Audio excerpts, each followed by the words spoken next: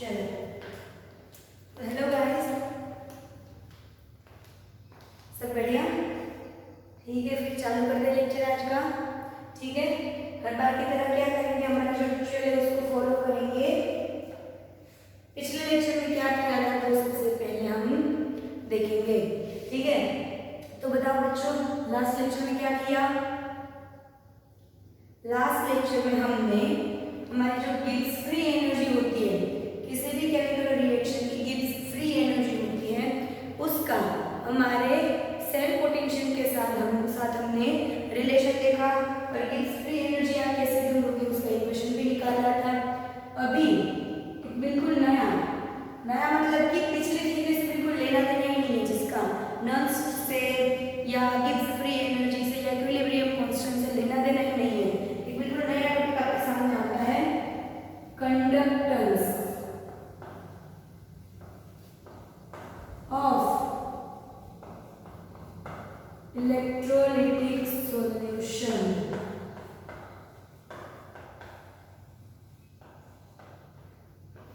ऐसे लिक्विड्स जो इलेक्ट्रोलाइटिक है, इलेक्ट्रोलाइटिक हम किसको बोलते हैं?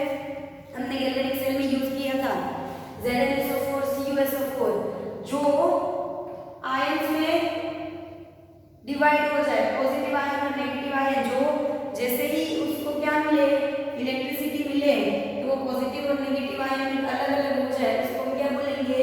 Electrolytic solutions. तो कंडक्टेंस ऑफ इलेक्ट्रोलाइटिक सॉल्यूशन देखने वाले हैं। उससे पहले आपको ये पता होना चाहिए कि कंडक्टेंस क्या है। ठीक है, तो सबसे पहले वैसे फिजिक्स में पढ़ा होगा, ठीक है, तो थोड़ा सा फिजिक्स आ रहा है हमारा इसमें। ठीक है, चालू करते हैं हम वो। ठीक है, ओके, तो कुछ टर्म्स है आपके फिजिक्स की टर्म्स जो हम यहाँ पे यूज करने वाले हैं, जैसे कि रेजिस्टेंस। पहली टर्म है resistance, which is denoted by R।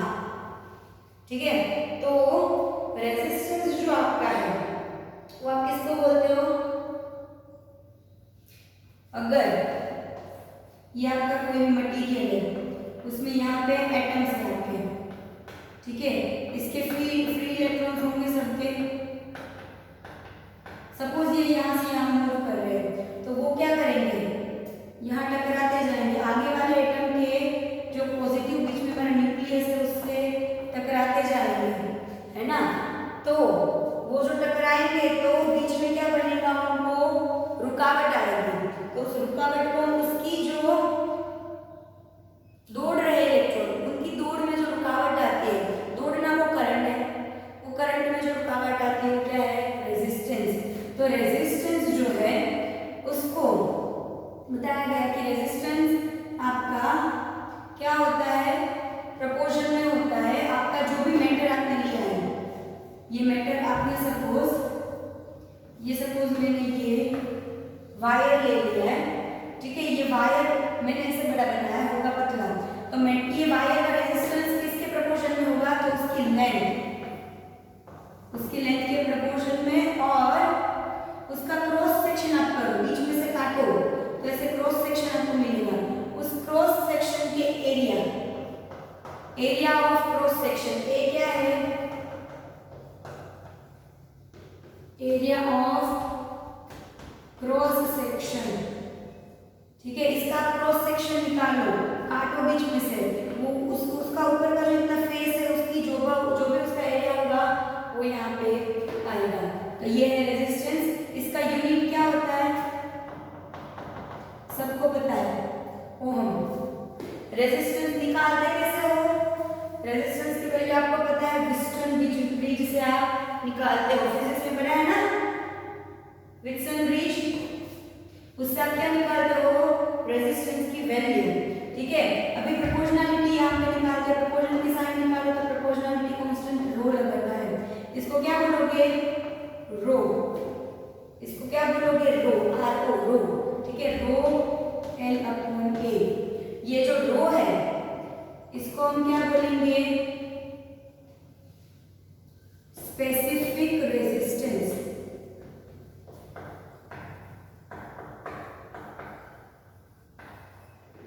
या फिर दूसरा बोल सकते हो रेजिस्टिविटी।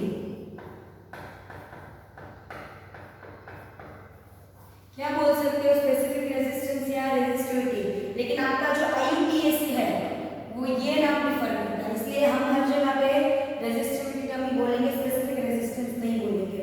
ठीक है, अभी आपको रो का आपका जो रो है रेजिस्टिविटी, इसका यूनिट चाहिए तो आप क्या करोगे, इसको यहाँ भेजो R/A/L। L का यूनिट आपको पता है क्या होता है, मीटर। A का क्या होता है, मीटर स्क्वायर। ठीक है, तो यहाँ पे लिखो R का ओहम, A का मीटर स्क्वायर, डिवीजन में मीटर, एक बार मीटर मीटर कैंसिल, तो क्या मिला, ओहम इनटू मीटर। ऐसा यूनिट क्या हुआ, ओहम इनटू मीटर। दूसरा ओहम इनटू सेंटीमीटर भी यूज कर सकते हो। ठीक है, अगर 1 ओहम मीटर है तो कितने ओहम सेंटीमीटर होगा, 100 ohm centimetre. Either 1 ohm centimetre है तो कितने मीटर होगा, 0.01 ओहम मीटर। ठीक है, चलो तो ये रेजिस्टेंस देख लिया, रेजिस्टेंस, ये रेजिस्टिविटी। अभी आप बोल सकते हो कि आपकी रेजिस्टिविटी है वो रेजिस्टेंस के इक्वल होगी कब, जब आपका एरिया ऑफ क्रॉस सेक्शन भी 1 मीटर होगा और लेंथ भी 1 मीटर होगी। Area of cross section 1 metre square होगा और लेंथ 1 मीटर, दोनों 1 1 हो गया, तो रेजिस्टिविटी और रेजिस्टेंस कैसा हो गया, इक्वल। तो resistivity is resistance of matter having length 1 meter and area of cross section having 1 meter square। जब ऐसे यूनिट्स होंगे तब रेजिस्टिविटी और रेजिस्टेंस कैसे हो जाएंगे, इक्वल। ठीक है, चलो अभी रेजिस्टिविटी रेजिस्टेंस देख लिया। अभी दूसरा आपके पास आता है, ये पहले लिख लो, मिटा लो, मैं लिख लो, फटाफट से मिटा रही हूँ, लिख लिया। चलो ये था रेजिस्टेंस। अभी आता है कंडक्टेंस। क्या आता है, कंडक्टेंस। कंडक्टेंस जो है वो आपका रेजिस्टेंस का रेसिप्रोकल होता है। कंडक्टेंस G, कंडक्टेंस को बोला जाता है G is equal to 1/R। तो उसका यूनिट क्या हो जाएगा, अपने आप ओहम इनवर्स, या फिर ओहम इनवर्स को हम बोलते हैं साइन। क्या बोलते हैं ओहम इनवर्स को हम, साइनेंस। क्या बोलते हैं, siemens. Ohm inverse is equal to siemens. ठीक है, चलो अभी 1 हमारा क्या था, R is equal to rho L/A। आपको G चाहिए, G इज इक्वल टू क्या होगा, 1/R is equal to 1/रो L/A। ठीक है, तो क्या हो जाएगा, ये A यहाँ से ऊपर चला जाएगा, तो A/L इंटू 1/रो। 1/रो को मैंने सपोज K बोल दिया, KA/L। ठीक है, सबसे पहले तो K क्या हो जाएगा आपका, K हो जाएगा कंडक्टिविटी या फिर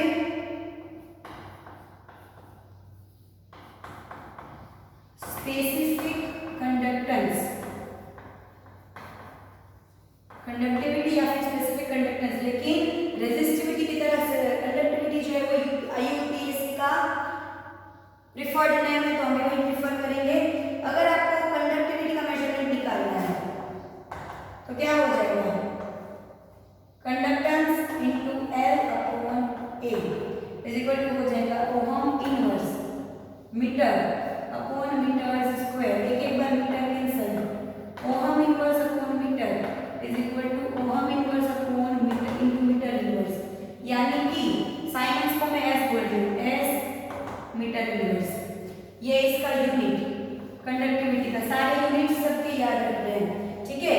अभी conductivity is equal to conductance कब बनेगा, जब आपका area of cross section A 1 होगा और लेंथ भी कितनी होगी 1, तब कंडक्टिविटी इज इक्वल टू क्या हो जाता है, कंडक्टेंस, ठीक है। चलो, तो ये आपको कुछ चीजें समझनी थी, कुछ टर्म्स समझनी थी, कंडक्टेंस, रेजिस्टेंस, कंडक्टिविटी, रेजिस्टिविटी, ठीक है, समझ लिए। अभी जाते हैं हम कंडक्टेंस के ऊपर। तो आपको पता है अलग अलग टाइप ऑफ मेटल का, मैं मेटल नहीं बोल रही हूँ, मैं मेटल बोल रही हूँ, मैं मेटल नहीं बोल रही हूँ, मेटल बोल रही हूँ कि मेटल के अलग अलग टाइप होते हैं और अलग अलग टाइप के मेटल्स जो है वो अलग अलग कंडक्टिविटी दिखाते हैं। जैसे कि अगर 3 टाइप होते हैं, एक होता है कंडक्टर्स, ये आपने 9th में पढ़ा है, दूसरा होता है सेमीकंडक्टर्स,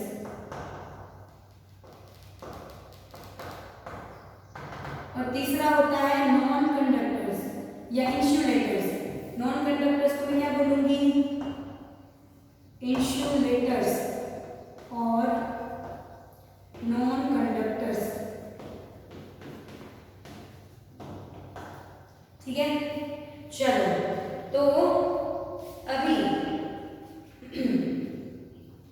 कंडक्टर्स किसको बोलेंगे, तो कंडक्टर्स वो होते हैं जिनकी कंडक्टिविटी हाई होती है। आपके पास टेबल दिया हुआ है टेक्स्ट बुक में, देखो जो कंडक्टर्स है ना उनकी कंडक्टिविटी पॉजिटिव है, उसका जो यहाँ पे कुछ नंबर होगा मल्टीप्लिकेशन में 10 टू द पावर जो होती है वो कैसी होती है,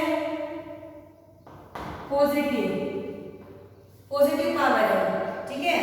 और जो हमारे सेमीकंडक्टर्स है, सेमीकंडक्टर उनकी पावर कैसी है, तो 10 टू द पावर -2 से लेके 10 टू द पावर -7 तक। और जो नॉन कंडक्टर्स है उनकी पावर आप देखो तो उनकी पावर 10 टू द पावर -17 और 10 टू द पावर -18 है। अब टेबल पे देख सकते हो कंडक्टर्स में मोस्टली मेटल है।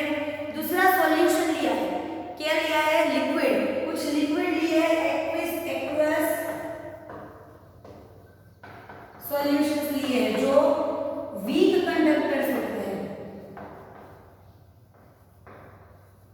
क्या होते हैं, वीक कंडक्टर्स, ओके। उनकी कंडक्टिविटी, कंडक्टर्स ही है लेकिन इनकी कंडक्टिविटी की जो पावर है उसमें देखो थोड़ी सी पावर छोटी है या फिर थोड़ी सी माइनस में जा रही है, -1 या इस तरह से, या पॉइंट में है 0.123 या 0.567 ऐसा कुछ, ठीक है।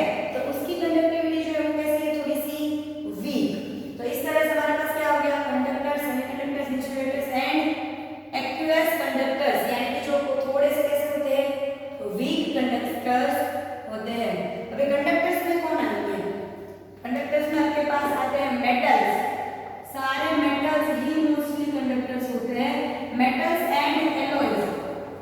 मेटल के एलॉय, मेटल के एलॉय क्या होते हैं, दो तीन टाइप की मेटल आपकी मिक्स की जाती है और उसको क्या बनाया जाता है, एलॉय। समझ में आया, 2 मेटल या 3 मेटल को मिक्स करके एलॉय। आप जो बर्तन यूज करते हो जैसे कि स्टेनलेस स्टील के बर्तन आते हैं ना, तो वो क्या है, एलॉय बनाया हुआ है, 2 मेटल को मिक्स करके उसको एलॉय बनाया हुआ है। तो मेटल्स और मेटल्स के एलॉयज आते हैं, कुछ नॉन मेटल्स भी आते हैं जैसे कि ऑर्गेनिक पॉलीमर्स, कार्बन ब्लैक, ठीक है। इसके जैसे कुछ ये दोनों कैसे हैं, नॉन मेटल्स। तो कुछ नॉन मेटल्स भी हमारे कंडक्टर्स के अंदर आते हैं। अगर सेमीकंडक्टर्स की बात करें तो कंडक्टर्स के अंदर कौन आता है, तो आपने पढ़ा हुआ है किसमें, याद करो, solid state, chapter number 1 the solid state, उसमें सेमीकंडक्टर में आपने पढ़ रखा है, क्या पढ़ रखा है,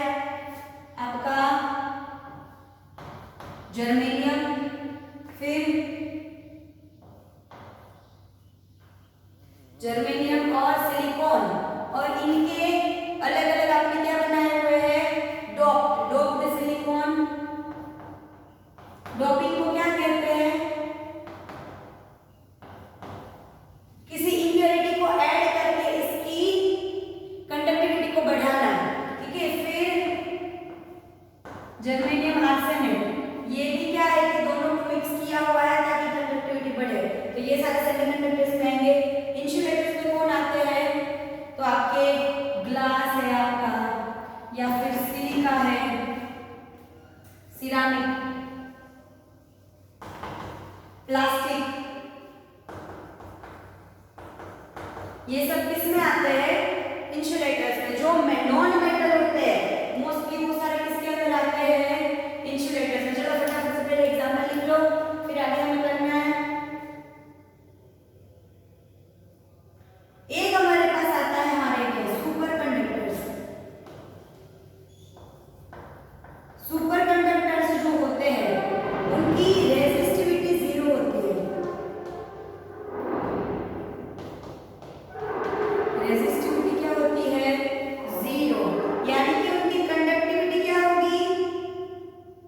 अगर रेजिस्टिविटी 0 है तो कंडक्टिविटी ऑपोजिट, 0 का ऑपोजिट यानी कि 0 का रेसिप्रोकल इनफाइनाइट। कंडक्टिविटी क्या होती है? इनफाइनाइट। ठीक है। मोस्टली मेटल 0 to 15 के इतने कम टेम्परेचर पे मेटल कैसे होते हैं? Super conductors. 0 to 15 केल्विन मतलब बहुत कम टेम्परेचर। लेकिन अभी कुछ ऐसे नॉन कंडक्टर्स भी है हमारे पास, जैसे कि ceramic.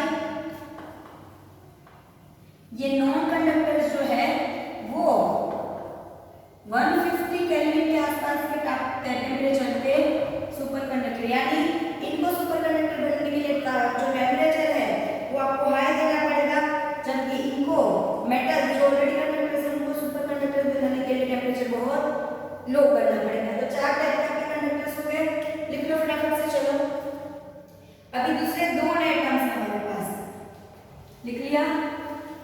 We have 2 more new terms, electrical conductance and ionic conductors और electrolytic conductance। क्या है? पहला हमारे पास इलेक्ट्रिकल कंडक्टेंस।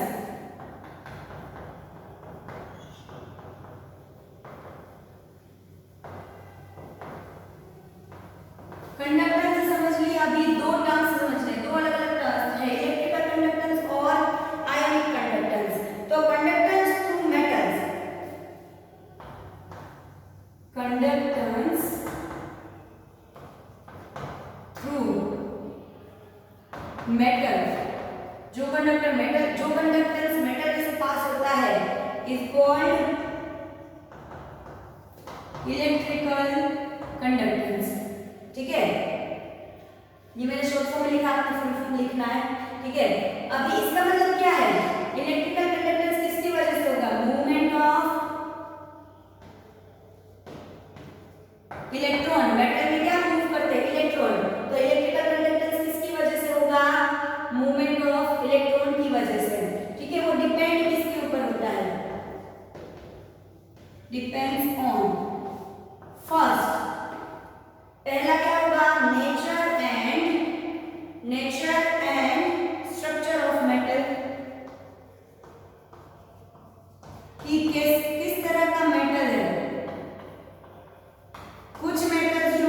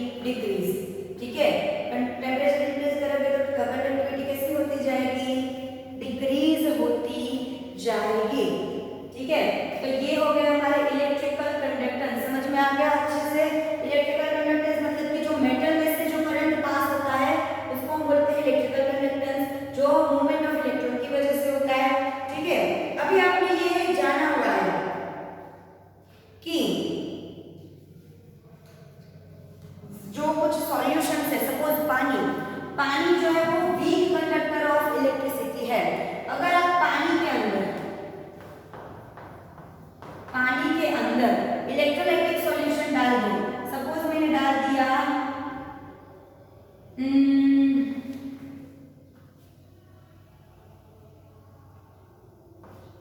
NaCl का सॉल्यूशन डाल दिया सपोज मैंने, ठीक है, तो क्या हो जाएगा, इसका प्लस क्या होता है, इसको H प्लस OH माइनस, इसका Na प्लस Cl माइनस, तो क्या हो जाएगा, ये प्लस माइनस जुड़ जाएंगे, NaOH बनेगा प्लस HCl बनेगा। यानी कि पानी में जब आप इलेक्ट्रोलाइट डालते हो, पानी में जब आप इलेक्ट्रोलाइट डालते हो तो जो इलेक्ट्रोलाइट है वो कैटायन और एनायन में टूट जाता है और वो आयंस मूव करते हैं और वो क्या करते हैं, कंडक्टेंस जनरेट करते हैं, ठीक है। तो दूसरा हमारे पास क्या आया, इलेक्ट्रोलाइटिक कंडक्टेंस विच इज, तो the conductance of electricity bye ions, the एक सेकेंड, क्या है हमारे पास, इलेक्ट्रोलिटिक, ये इलेक्ट्रिकली इलेक्ट्रोलाइटिक कंडक्टेंस, जो क्या है, the conductance, the conductance through solution, क्या होगा, the conductance of electricity bye ion,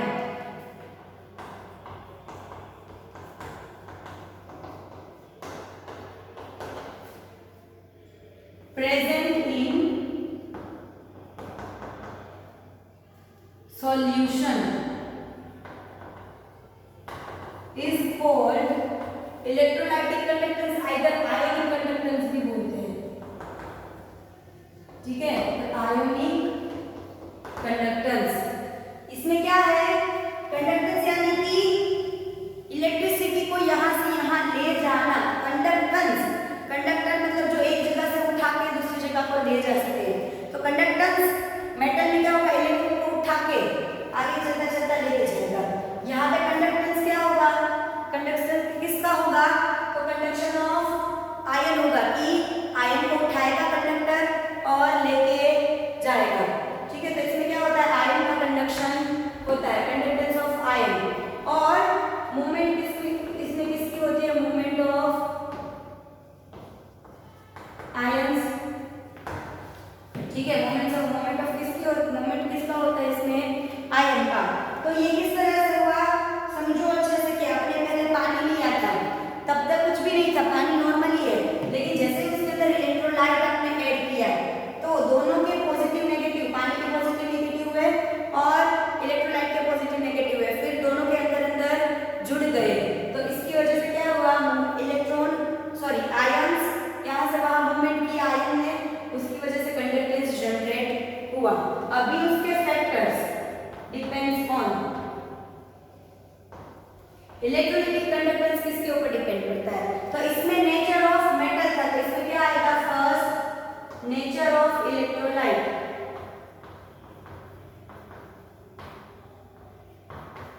electrolyte कैसा है, एसिडिक है, बेसिक है, कैसा है, या फिर सॉल्ट है, क्या है, इलेक्ट्रोलाइट कैसा है इसके ऊपर डिपेंड करेगा। दूसरा इसमें हमने क्या देखे थे, total number of valence electron, क्योंकि इलेक्ट्रॉन घूम रहे हैं, इसमें हम देखेंगे क्या, नंबर ऑफ आयंस, हम क्या देखेंगे, साइज ऑफ आयन या number of ion, size of ions and their solution, solution का मतलब क्या होगा कि वो आयन की जो आपका जो भी सॉल्वेंट पहले आपने लिया हुआ है उसमें डिसॉल्व होने सॉल्यूशन बनाने की कैपेसिटी कितनी है, समझो आपने जो सॉल्वेंट लिया है, पानी लिया है, उसके अंदर आपने जो इलेक्ट्रोलाइट डाले तो उसके आयन जो है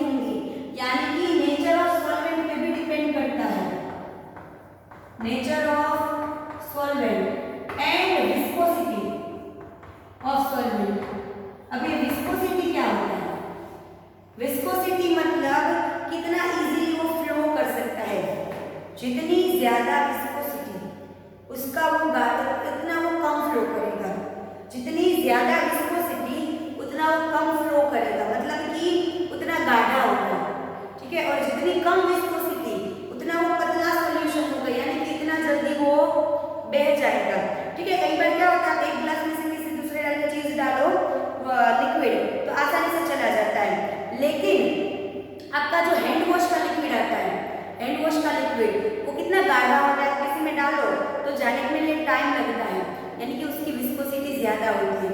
जिसकी विस्कोसिटी कम रहेगी वो हमारा अच्छा सॉल्वेंट रहेगा, इतना याद रहेगा, इतना याद रखना कि जिसकी विस्कोसिटी कम होगी वो अच्छा कंडक्टर होगा। अब बिफोर किसके ऊपर डिपेंड करेगा, तो concentration of electrolyte, concentration of electrolyte. Electrolyte आपने जो अंदर डाला है, ठीक है, उसका अमाउंट कितना है, कितना कंसंट्रेशन है, याद है ना कंसंट्रेशन कितना ले रहे थे, 1 मोल 2 मोल 3 मोल, तो जितना अच्छा ज्यादा कंसंट्रेटेड होगा उतने ज्यादा आयंस अलग होंगे, तो कंसंट्रेशन ऑफ इलेक्ट्रोलाइट पे भी डिपेंड करता है। अभी मानो पानी ज्यादा है, पानी बहुत ज्यादा और इलेक्ट्रोलाइट कम डाला है, तो उतनी ज्यादा इलेक्ट्रिसिटी जनरेट नहीं होगी, है ना, क्योंकि आयंस और इलेक्ट्रोलाइट के अलग पड़ने वाले हैं, ठीक है। फिर फिफ्थ, इसमें ऐसे अगर टेम्परेचर आएगा तो इसमें भी टेम्परेचर आएगा, ठीक है, लेकिन इसमें टेम्परेचर बढ़ने पे कंडक्टिविटी कम हो रही थी, इसमें टेम्परेचर इंक्रीज होने पे कंडक्टिविटी भी इंक्रीज होगी। व्हाई? क्योंकि जितना टेम्परेचर इंक्रीज होगा उतने आयंस को एनर्जी मिलेगी अलग होने के लिए, तो उतनी एनर्जी मिलेगी तो उतने ज्यादा अलग होंगे और उतने ज्यादा मूवमेंट करेंगे। तो इसमें टेम्परेचर बढ़ने इंक्रीज होने पे कंडक्टेंस डिक्रीज होता था, इसमें टेम्परेचर इंक्रीज होने पे कंडक्टेंस इंक्रीज होता है, ठीक है। तो इलेक्ट्रिकल कंडक्टेंस और इलेक्ट्रोलाइटिक कंडक्टेंस दोनों को इस तरह के साथ में ही लिखना, ताकि दोनों में क्या फर्क है वो भी पता चल सके, ठीक है। तो अभी आज यहाँ तक रखते हैं। अभी नेक्स्ट लेक्चर में हम क्या देखेंगे, कंडक्टिविटी सेल। कंडक्टिविटी सेल किसको बोलेंगे वो देखेंगे, यानी कि कंडक्टेंस। अभी तक का हमारा जो था वो कैसा सेल था, जिसमें हम क्या किसकी बात कर रहे थे, केमिकल रिएक्शंस की। अब हम किसकी बात करें, मतलब उसमें हम क्या कर रहे थे, केमिकल रिएक्शन की वजह से इलेक्ट्रिसिटी जनरेट हो रही थी। अभी हम क्या करेंगे, सीधी पहले हमारे पास इलेक्ट्रिसिटी होगी, उसके बाद उसमें से केमिकल, उसकी वजह से केमिकल रिएक्शन अकर होगी। समझ में आया, ठीक है। चलो ये अच्छे से नोट डाउन कर लेना, इलेक्ट्रोलाइटिक कंडक्टेंस और इलेक्ट्रिकल और इलेक्ट्रोलाइटिक। कंफ्यूज हो जाओ तो इसको आयोनिक बोलना, ताकि कंफ्यूज ना हो, ठीक है। होमवर्क में क्या करोगे, आज का टॉपिक पूरा 2 टाइम्स लिखोगे। कितने टाइम्स, 2 टाइम्स। सबके यूनिट आने चाहिए, सबके सिंबल्स आने चाहिए, resistivity, resistance, conductivity, conductance, sign का क्या होता है, सिंबल सब पता होना चाहिए, ठीक है। मिलते हैं अभी हम नेक्स्ट लेक्चर में।